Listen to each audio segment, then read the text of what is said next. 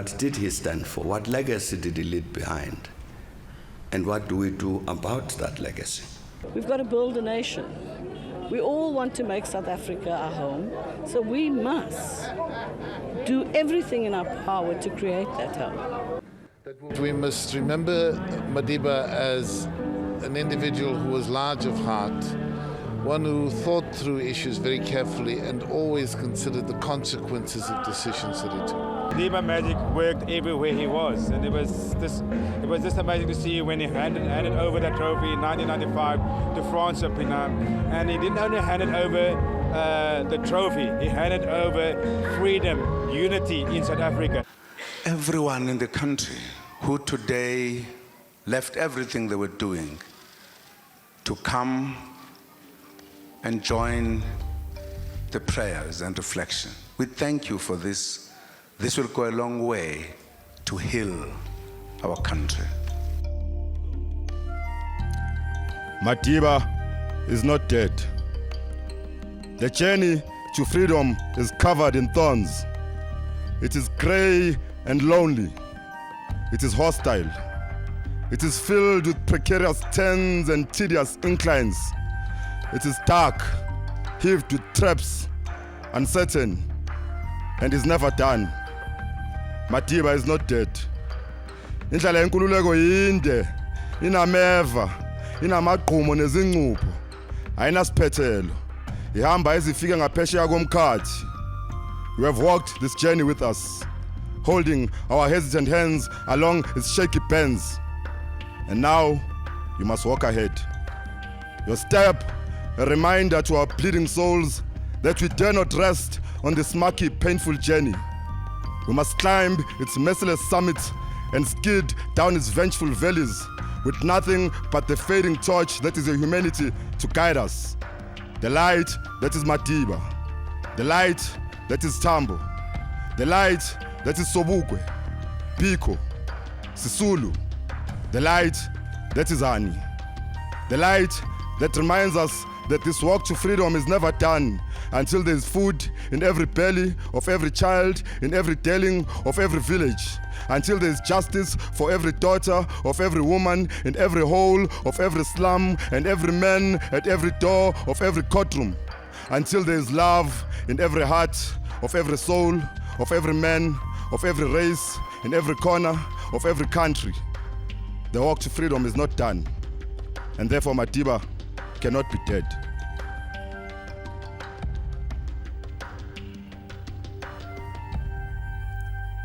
A warm good evening. That was Makafula Vilakazi with his poem, Madiba is Not Dead. And obviously, truer words have not been spoken. Madiba is not dead, because we today are going to be having a fantastic conversation about Utata Nelson Rolihlahla Mandela. I can't even get it out. Hence is the emotion from the poet that we just saw there. My name is Thomas Mlambo Nyanbingelela, and we're going to be having a fantastic conversation. It's been 5 days since the passing of Utata Nelson Mandela. The wounds are still fresh, and most of us are still battling to process this immense loss of great giant that the man was. Even in death, Tata Mandela still has such a big effect on our country and the continent in its entirety. We're a nation in mourning, reminiscing and celebrating the incredible man that Tata was. Akuhlanga lungehlanga Mzansi wase-Africa,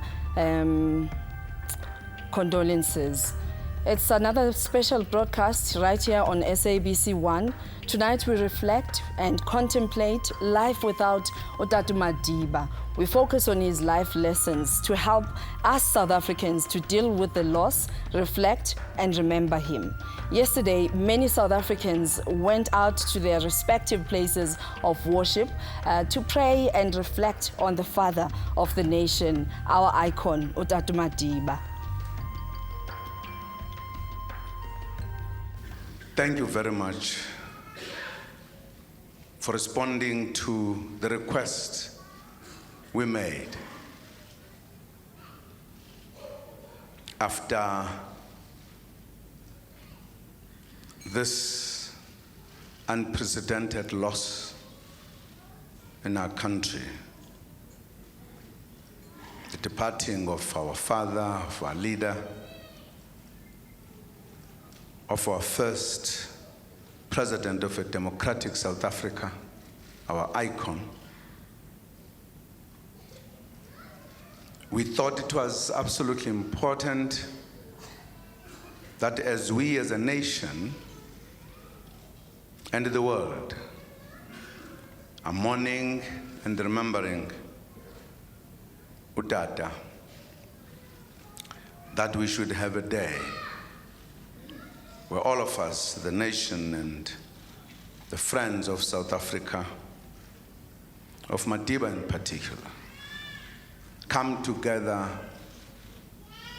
to pray for him, to reflect on him, on his legacy, on his work, and to pray also for our nation.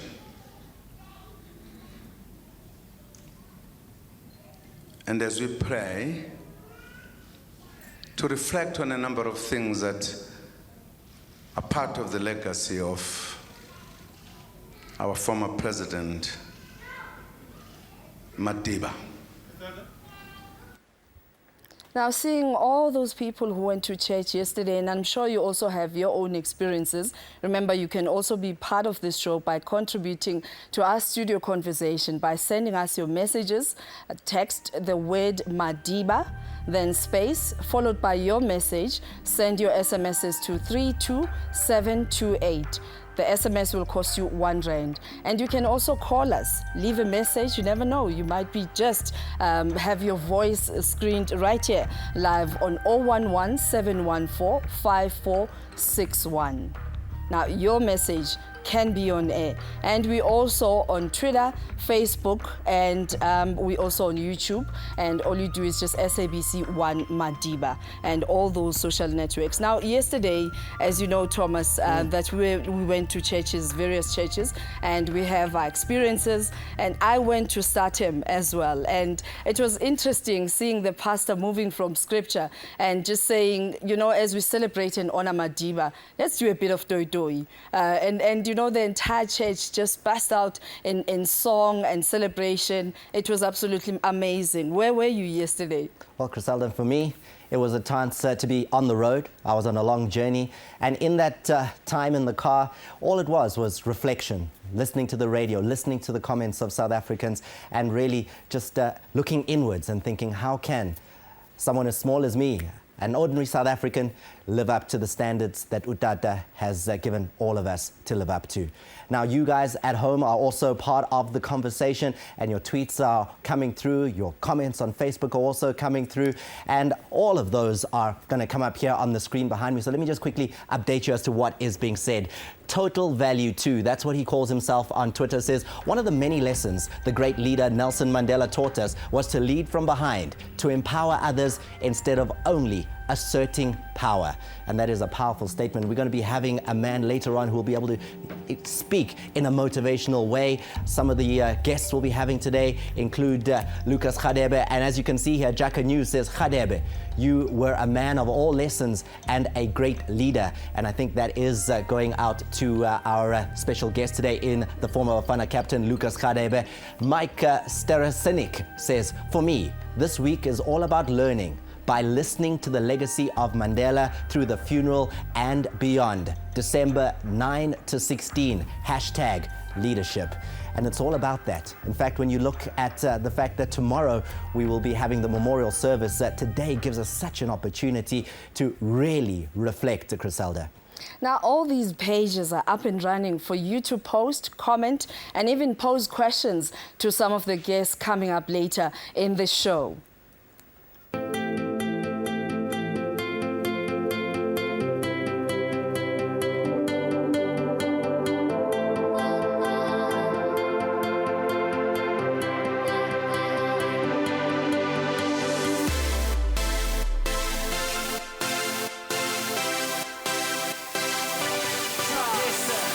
Look, It's your Nate and D. When you close your eyes, fam, what do you see? I see a bigger picture for us, but it's not like a flat TV. No, it's more money, more P. Looking for the millions, done with the G's. Something like Jerry, man, I out for the cheese. And we got the green light like Wiley and Breeze. That's the last 10 years in the game on a breeze. If you're locked out, I will lend you my keys. I don't wanna hear no stupid excuses. If you're not working, you won't get a fee. Look, I respect your opinion. Family, respect my opinion. Keep all your options open. That's my greatest opinion.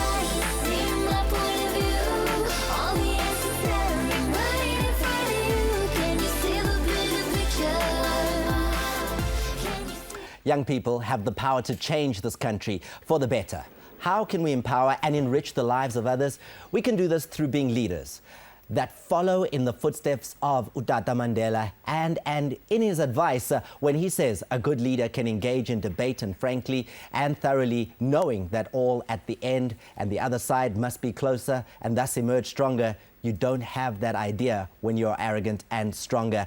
Now, here in the studio, we're joined by Leslie Masibi, who was our very own Mzansi leader. He's already living by this quote. Leslie was the winner of SABC 1's popular show, One Day Leader. Also joining us is Mteto Tsemese. And gentlemen, it's great to have you with us in the studio. And let me start with the young man here. First of all, let's talk about the show that you came through, the One Day Leader. Yes, Thomas. What did you win? What was that about? It was about leadership, basically. If you look at our country as South Africa, there's a need to have, to encourage young people to become politically, economically and socially active, to become leaders and take a charge of their destiny and the destiny of the collective South Africa as it is. So the show basically was a platform for young people to voice their opinions and to also influence decision-making in the country. The amazing thing about you, though, that makes you somewhat of an expert on leadership. So now, when we talk about the leadership and the quality that Mandela had, Utata, as a leader, how would you describe him? Well, I would not say I'm an expert. A leader continually learns. And I think, you know, talking about Tata, and he's a role model that we all look up to because of his selfless leadership. I think it goes without saying one of the best things that I've learned from Tata is a sacrificial leadership style, because he was able to focus and zoom in on the vision that he had. It was not about him. It was more about achieving a goal of a transformative country as we see it today. And, you know, his fearlessness, some of the characteristics that he portrayed and that he espoused as a leader. He's one man who's proven over and over again that it is possible as one person to be able to go out there and change the world, irrespective of the insurmountable challenges that you might be faced with. Thomas, can I also come in? Definitely come Don't through. forget me. I'm right here. Now, Leslie, as a young leader, how does the passing of Tata inspires you to just even become more of a greater leader as a young person reflecting on the leader that he was? Griselda, I think, you know, earlier I was listening to the former president, Thabo Mbeki, speaking about the values and the principles that Tata encompassed. And we as young people, it's more imperative now more than ever to ensure that we continue by ensuring that we build on the legacy that he has built. Human rights, freedom and democracy, so those are some of the bedrock principles that he fought for. And as young people, his passing is just a reminder that we only have but a short time, and it's more imperative now more than ever to ensure the work gets done, because this country still has a long way to go. And he's shown also that it is possible to do something, and from where he left off, it's our duty as young people to take. So it's an encouragement and an inspiration. We're in a time of mourning. How do you expect South Africa, South Africans to mourn? Well, I mean, Thomas, I think before I answer that, I mean, I'm just inspired by, you know, the young man sitting next to me, Leslie. He was quite anxious before we came in, but I mean, he's a leader in many respects. I think for me, when umuntu ashonile, before the funeral, it usually takes time for people to really understand what has happened. It's going to take time for people to really understand what Tata has. I mean, people are shocked still. Abanye, they don't want to talk about it. Abanye, they are numb. Abanye, they want to talk about it. They are more emotional. So for me, it's good to listen to how Leslie talks about young people having to take a role in terms of continuing the legacy, because for me that is part of mourning, recognizing that we don't have much time. We may not live until we are 95. We don't have to wait until we are 95 or we are 60. We can actually get involved. So for me, that's part of how people make sense of the death of Utata.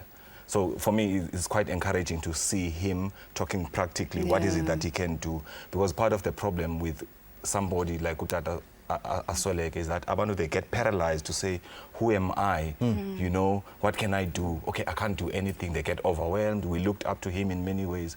But for me, I think abantu, with time, they are going to process their emotions better. Now, as a clinical psychologist, yes, tomorrow it's going to get actually quite surreal for most people, that they start reflecting on, indeed, this has happened. It's the memorial services everywhere, and it's going to check up emotions. How would you encourage South Africans to process the emotions, that the emotions don't lead to anger, they don't lead to depression, and many other ill conditions that can be associated with not processing emotions properly?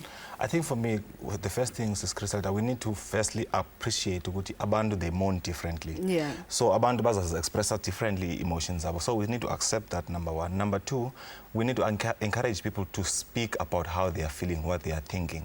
And in doing that, abantu, they won't really have a need to act out on the emotions, because part of what happens, unfortunately, is when we bottle up the emotions, that's when ngesixhosa sithi isilonda siyaqulungana sibole pha ufake iplaster kanti you really are hurting underneath. So for me, I would encourage South Africans to actually, whatever we think and feel about Utata Mandela, we will be shocked tomorrow. I saw on Twitter one of the departments saying there are 70 heads of states coming.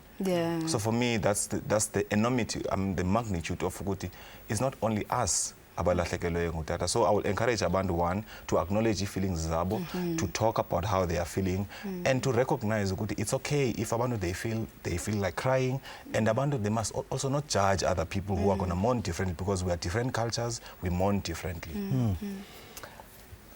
When we talk about the memorial service, which will be taking place tomorrow, thereafter, Utata will be lying in state at the Union buildings. Leslie, as a young man, is that going to be a pilgrimage for you, an important journey to go and say your final goodbye? I think, like it has been said, it's how we mourn is very different, and for individuals, they might see that as an important step in their healing process, in the mourning process. So, I would encourage that they become part of that. And others, they might feel that maybe they're not ready for such a sight. And for you?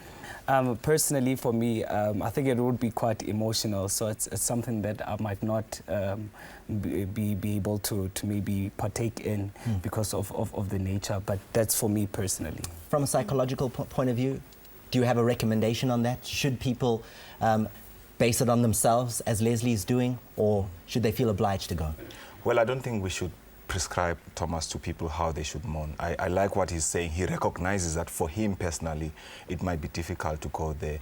We don't want people to feel paralyzed. But the good thing I also saw on the social networks, I saw somebody tweeting that, they are going to go there with their sister. So there's a need for us to support each other.